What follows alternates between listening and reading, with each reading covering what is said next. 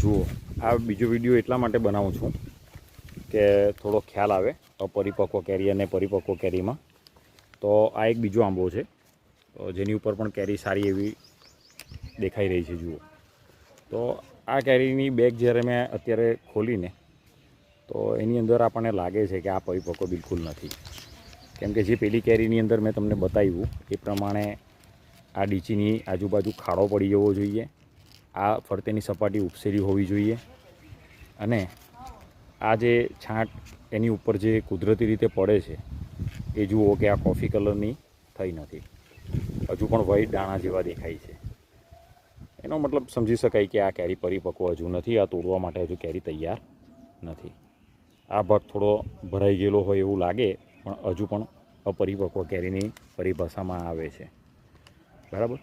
તો આ કેરી અને આ કેરી બેની વચ્ચેનો ડિફરન્સ તમને બતાવું.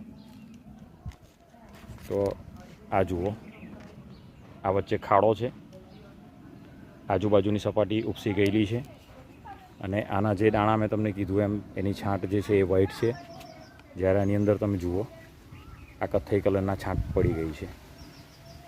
એટલે આના પરથી કમ્પેર કરી શકાય કે આ કેરી હજુ અપરિપક્વ છે, તોડવા માટે તૈયાર કેરી નથી, જ્યારે આ કેરી પરિપક્વ થઈ ગઈ છે. એટલે આ બેની વચ્ચે આ ડિફરન્સ છે, જેના આધારે તમે નક્કી કરી શકો કે કેરી ક્યારે તોડવી જોઈએ.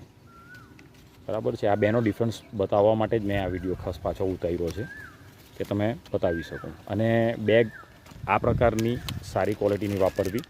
હજુ પણ એક વખત નમ્ર વિનંતી કરું છું તમને કે સારી ક્વોલિટીની જ બેગ વાપરવાનો આગ્રહ રાખજો.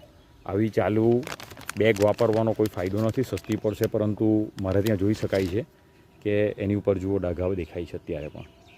તો જ્યારે આવી બેગ વાપરીએ ને ત્યારે આ પ્રોબ્લેમ થાય છે. એટલે સારી ક્વોલિટીની આવી બેગ વાપરશો. આની અંદર પણ બીજું લેયર આવે છે, આ બ્લેક કલરનું એક અલગ પેપર એની અંદર પણ હોય છે, અને ઉપર આ છે.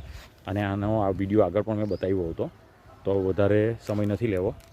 તો આ વાતની કાળજી રાખજો, અને અપરિપક્વ કેરી અને પરિપક્વ કેરીમાં ડિફરન્સ તમને સમજાઈ ગયો હશે. કદાચ કોઈ વાત રહી ગઈ હોય અને કોઈ બીજાને ખબર હોય તો ચોક્કસથી શેર કરજો, જેથી મને પણ થોડું નવું જાણવાનું મળે અને બીજાને પણ જાણવાનું મળે. Thank you.